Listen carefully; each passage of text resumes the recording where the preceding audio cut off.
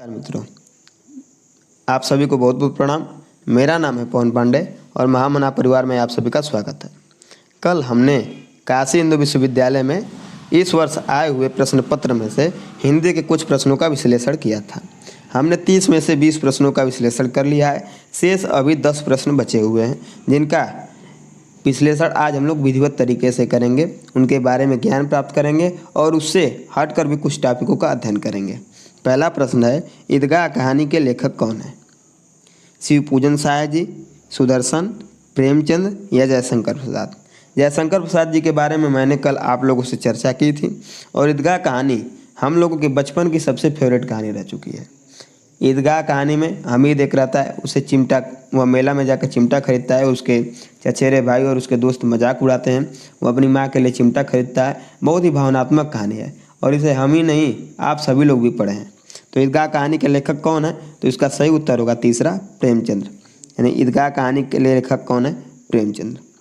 प्रेमचंद्र, जयशंकर प्रसाद, मैथिली शरण गुप्त, महादेवी वर्मा और भारतेंदु हरिश्चंद्र, प्रताप नारायण मिश्र, इन सभी लोगों से मैंने आप लोगों को बताया था कि इन सभी लोगों से यह फेवरेट टॉपिक है आयोग के।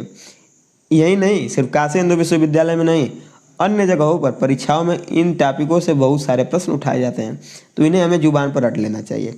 अब चलिए आगे प्रश्न पर बढ़ते हैं। दूसरा प्रश्न है, बिना घर के लिए उपयुक्त शब्द क्या है? पहला है अनाथ। अनाथ का अर्थ होता है जिसके माता पिता ना हो, इसके ऊपर से माता पिता का साया उठ गया हो। अनिकेत।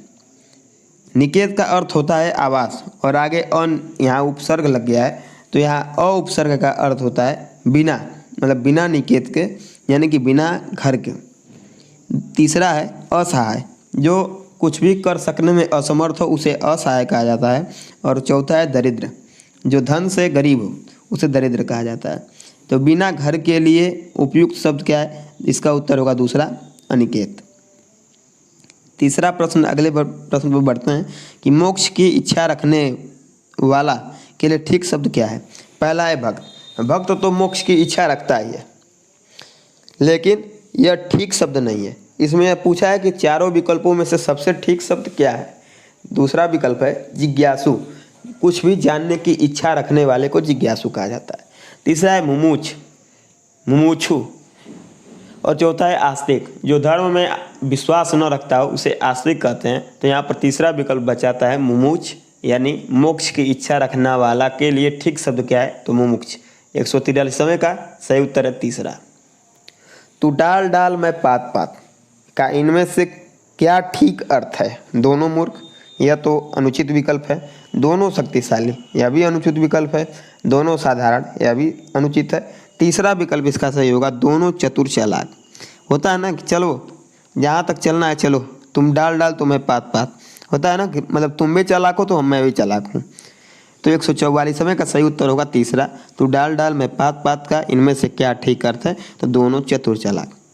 145वां है कि इनमें से दीर्घ स्वर संधि का उदाहरण कौन सा है? पहला दिया है संयोग, दूसरा है नमस्कार, तीसरा है महोदय और चौथा है दत्तरी। पहले विकल्प की यदि बात की जाए तो इसमें इसका होगा समधन योग, समधन योग, इसका होगा समयोग, यानी कि इसमें है व्यंजन संधि। कौन सी संधि है? व्यंजन संधि। पहले विकल्प में संयोग में है व्यंजन संधि, समधन योग। अब दूसरा विकल्प क्या है? नमस्कार, इसका है नमः धनकार, नमः धनकार, यानी कि नमस्कार का नमः धनकार। इसमें आप देख रहे हैं अह लगा है जो कि एक विसर्ग है, और जब विसर्ग हटता है संधि में जुटता है तो उसका स हो जाता है। तो नमस्कार, इसका नमस्कार का होगा नमः धनकार। तीसरा है महोदय। महोदय, महोदय में कौन, दूसरे में संधि मैंने नहीं बताया, दूसरे में हो जाएगा आपका विसर्ग संधि, नमस्कार में विसर्ग संधि। अब तीसरा विकल्प है महोदय। महोदय मतलब इसका यदि हम विच्छेद करें तो महाधन उदय, महाधन उदय, इसमें कौन सी संधि हो जाएगी? गुण संधि। आध गुण इसका सूत्र है, आध गुण मतलब कि आ धन ऊ को यदि जोड़ें तो ओ होता है। ठीक, इसकी यदि व्याख्या करें तो अ या आ के साथ ई छोटी ई या बड़ी ई जुड़े जब तो ए या ऐ होता है। ठीक, अ या आ के साथ ऊ या बड़ा ऊ जुटे तो ओ होता है, और अ या आ के साथ री जुटे तो होता है अर। ठीक, तो इसका हो जाएगा महोदय में गुण संधि है। ठीक, अब हो जाएगा दैत्यरी, दैत्यरी,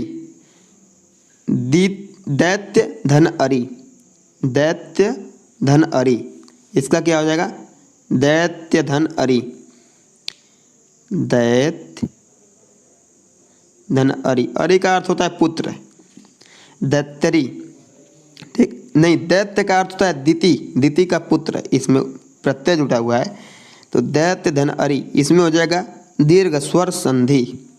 दीर्घ स्वर संधि का मतलब क्या होता है, या तो छोटा अ जुटे या बड़ा आ के साथ जुटे तो आ बन जाता है। ठीक, ई के साथ ई जुटे तो बड़ी ई बन जाती है। ठीक, और यदि री के साथ बड़ा री जुटे तो बड़ा री हो जाता है। ऊ के साथ बड़ा ऊ जुटे तो बड़ा ऊ हो जाता है। ठीक, तो यह होता है दीर्घ स्वर संधि का उदाहरण। तो इसका 145वें का सही उत्तर होगा दैत्यरी। ठीक, चलिए अब अगले विकल्प पर बढ़ते हैं, अगले प्रश्न पर बढ़ते हैं 146वें पर। 46वें प्रश्न में लिखा है कि गायक में सही संधि विच्छेद क्या है।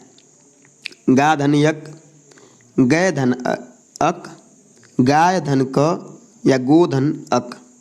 तो इसका सही उत्तर होगा गय धन अक, गय धन अक।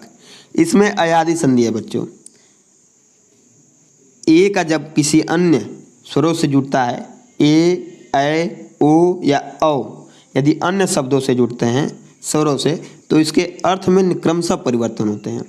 ए का परिवर्तन हो जाता है ऐ में, ऐ का परिवर्तन हो जाता है आय में, ओ का परिवर्तन होता है अव में, और औ का परिवर्तन होता है आव में। इसका सूत्र है बच्चों एचो या वाव। ठीक, इसका सूत्र है तो गय धन अक, ऐ और धन अक जुटेगा जब, ऐ धन अक, तो ऐ धन